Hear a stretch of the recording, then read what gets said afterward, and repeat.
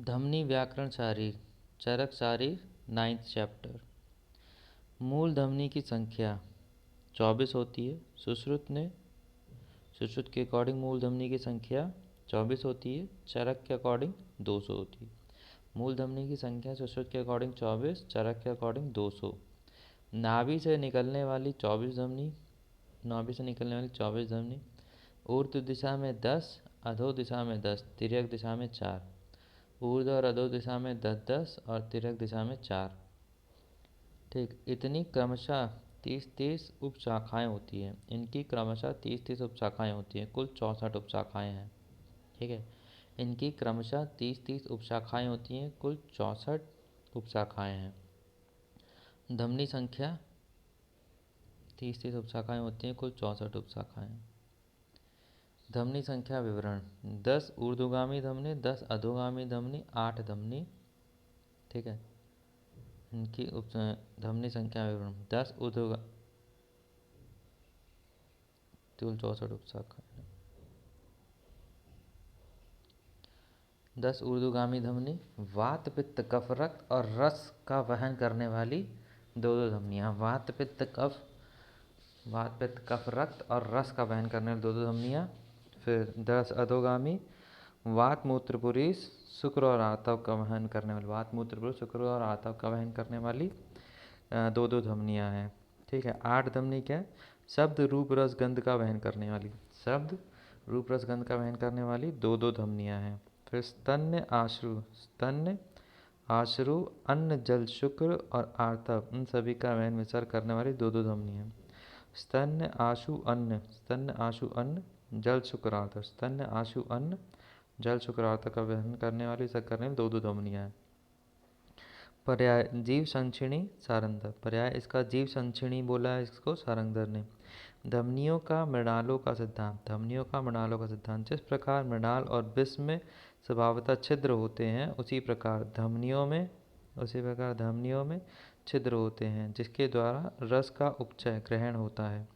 धमनियों का मृणालों का सिद्धांत: जिस प्रकार मृणाल और विष में स्वभावतः छिद्र होते हैं, उसी प्रकार धमनियों में छिद्र होते हैं, जिसके द्वारा रस का उपचय या ग्रहण होता है। मृणाल और विष में स्वभावतः छिद्र होते हैं, उसी प्रकार धमनियों में छिद्र होते हैं, जिसके द्वारा रस का उपचय ग्रहण होता है। धमनियों की उत्पत्ति, कार्य और लय। पंचभूतास्तवत् पंचकृत्वं पंचेन्द्रियं पंचसु भावयित्वा पंचत्वमायान्ति विनाशकाले। ठीक है, पंचअभिभूतास्त्वथ पंचकृत्वा पंचेन्द्रियं पंचसु भावयन्ति पंचेन्द्रियं पंचसु भावित्वा पंचत्वमायान्ति विनाशकाले। ठीक है, स्रोतस जो है सुश्रुत ने स्रोतस धमनी एवं सिराओं से भिन्न है। सुश्रुत के अकॉर्डिंग स्रोतस जो है वो धमनी और सिराओं से भिन्न है। चरक धमनी सिरा स्रोतस एक ही है, तीनों ही स्रोतस के पर्याय हैं। चरक के अकॉर्डिंग धमनी सिरा स्रोतस एक ही है, तीनों स्रोतस के पर्याय हैं। स्रोतस संख्या सुश्रुत 11 जोड़ी अर्थात 22 योगवाही स्रोतस हैं। स्रोतस की संख्या सुश्रुत ने 11 जोड़ी अर्थात 22 योगवाही स्रोतस बताए हैं। चरक ने 13 स्रोतस, चरक विमान 5 का 6ठा श्लोक तथा चरक शरीर में 14वें स्रोत के रूप में आर्तव व स्रोतस माना है।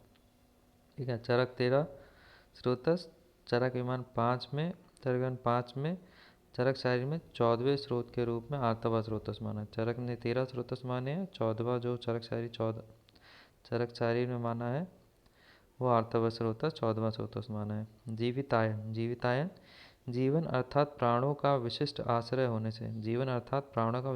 होने से स्रोतस को जीवितायन कहा गया है।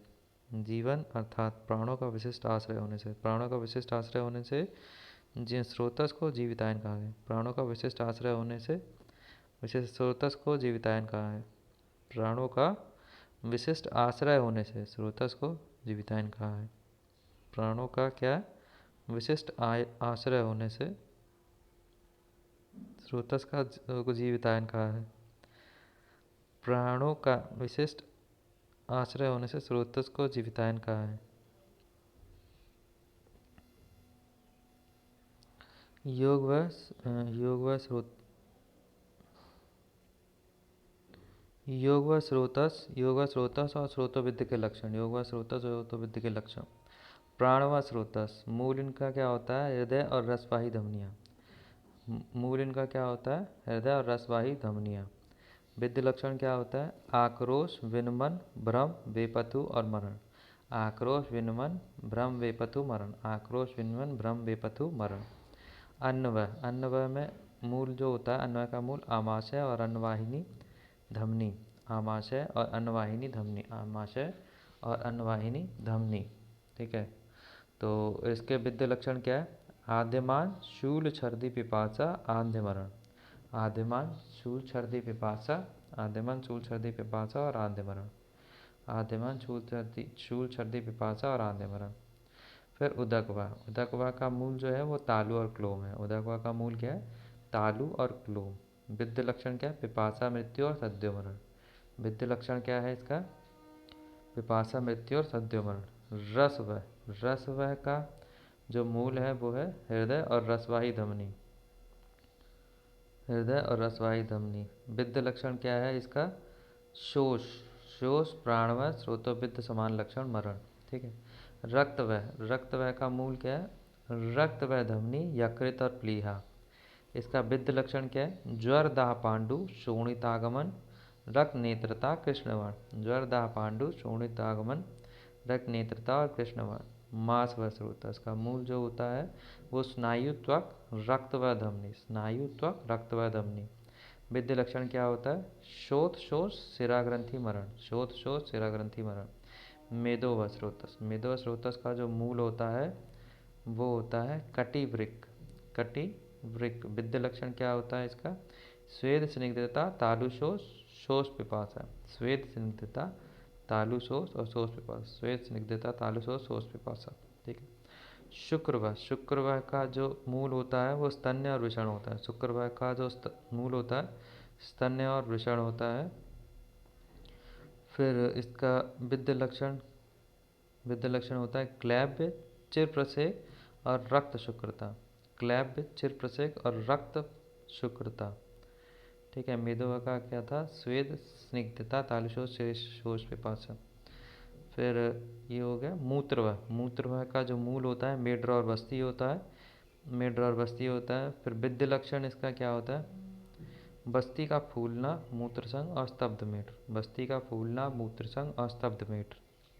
ठीक है। पुरीश्वह का जो मूल होता है वो होता है गुद और पक्वाचय। पुरीश्वह का जो मूल होता है वो होता है गुद और पक्वाचय। फिर विद्य लक्षण इसका क्या होता है? आना, दुर्गंध और आंत्रग्रंथि। आना, दुर्गंध और आंत्रग्रंथि। आर्तव्य, आर्तव्य का मूल जो होता है वह गर्भाशय, आर्तव्य धमनियाँ। आर्तव्य का जो मूल होता है वह गर्भाशय, आर्तव्य धमनियाँ होता है। इसका विद्य लक्षण होता है बंधत्व, मैथुन, असहिष्णुता और आर्तवनाश। बंधत्व, मैथुन, असहिष्णुता और आर्तवनाश। चरक अनुसार स्रोतस और उनके प्रदुष्ट लक्षणों व चिकित्सा। चरक अनुसार स्रोतस व उनके प्रदुष्ट लक्षणों और चिकित्सा। सुशोधन अनुसार था, अभी फिर चरक के अकॉर्डिंग। प्राण व स्रोतस का मूल जो होता है वह हृदय होता है और महास्रोतस होता है। महास्रोतस। प्रदुष्ट लक्षण क्या होता है? अत्यंत दीर्घ एवं रुकावट के साथ या थोड़ा थोड़ा निरंतर सशब्द सशूल उच्छ्वास आना। अत्यंत दीर्घ एवं रुकावट के साथ या थोड़ा थोड़ा निरंतर सशब्द सशूल उच्छ्वास आना। ठीक है। उदकवा। उदकवा का जो मूल होता है वो तालु और क्लोम होता है। इसका प्रदुष्ट लक्षण होता है जिह्वा, तालु, ओष्ठकंठ, क्लोम का सूखना तथा अति प्रवृद्ध तृष्णा। अन्नवह, अन्नवह का जो मूल होता है वह आमाशय और वामपार्श्व। इसका प्रदिष्ट लक्षण होता है अन्नवह का आमाशय और वामपार्श्व मूल होता है। इसका प्रदुष्ट लक्षण होता है अन्नाभिलाषा, अरोचक, अविपाक एवं छर्दी। अन्नाभिलाषा, अरोचक, अविपाक एवं छर्दी। रसवह, रसवह का जो मूल होता है वह हृदय और 10 धमनियाँ। प्रदुष्ट लक्षण का होता है अश्रद्धा, अरुचि, मुख वायरस से ज्वर, पांडु, क्लैब्य, अकाल में पालित्य। अश्रद्धा अरुचि, मुख वैरस से, ज्वर पांडु क्लैब्य, अकाल में पालित्य। रक्तवह, रक्तवह का मूल होता है यकृत प्लीहा और प्रदुष्ट लक्षण होते हैं यकृत प्लीहा कुष्ठ विसर्ग, पिडका प्रदर स्वित्र, प्लीहा तिलकालक, चर्मदल गुल्म वित्रति। यकृत प्लीहा कुष्ठ विसर्ग, पिडका प्रदर स्वित्र प्लीहा तिलकालक, चर्मदल गुल्म वित्रति। मांसवह, मांसवह का जो मूल होता है वो स्नायु मूल और त्वचा होता है। मांसवह का मूल जो होता है स्नायु मूल और त्वचा होता है। इसका प्रदुष्ट लक्षण अधिमांस, अर्बुद, गलगंड, गलचुंडिका और अलजी। अधिमांस, अर्बुद, गलगंड, गलचुंडिका और अलजी। मेदवा, मेदवा का जो मूल होता है वो वृक्क और वपावहन होता है। वृक्क और वपावहन होता है। इसका प्रदुष्ट लक्षण होता है अतिस्थौल्य एवं प्रमेय के पूर्व रूप। अतिस्थौल्य एवं प्रमेय के पूर्व रूप। अस्थिवह, अस्थिवह जो होता है उसका मूल जो होता है वो मेद और जघन प्रदेश। अस्थिवह का जो मूल होता है मेद और जघन प्रदेश। ठीक है। प्रदुष्ट लक्षण क्या है? अध्यस्थि अधिदंत, केश नख श्रमश्रु विकार। अध्यस्थि अधिदंत, अध्यस्थि अधिदंत, केश नख श्रमश्रु विकार।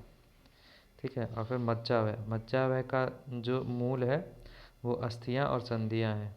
और प्रदुष्ट लक्षण इसका क्या है? पर्वभेद, भ्रम, मूर्छा, तम प्रवेश। पर्वभेद, भ्रम, मूर्छा, तम प्रवेश। शुक्रवह, शुक्रवह का जो मूल है, शुक्रवह का जो मूल है मूत्रेंद्रिय और विषण है। शुक्रवह का जो मूल है मूत्रेंद्रिय और विषण है। इसका प्रदुष्ट लक्षण है क्लैब्य, ध्वजभंग, अप्रहर्ष, नपुंसकता, गर्भपात, गर्भस्राव, विकृत संतान।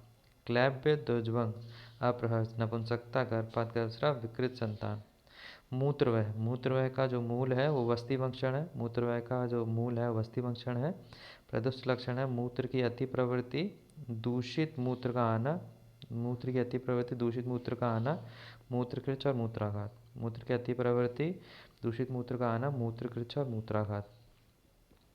फिर पुरीश्वह, पुरीश्वह का जो मूल है वो है पक्वाशय और गुद।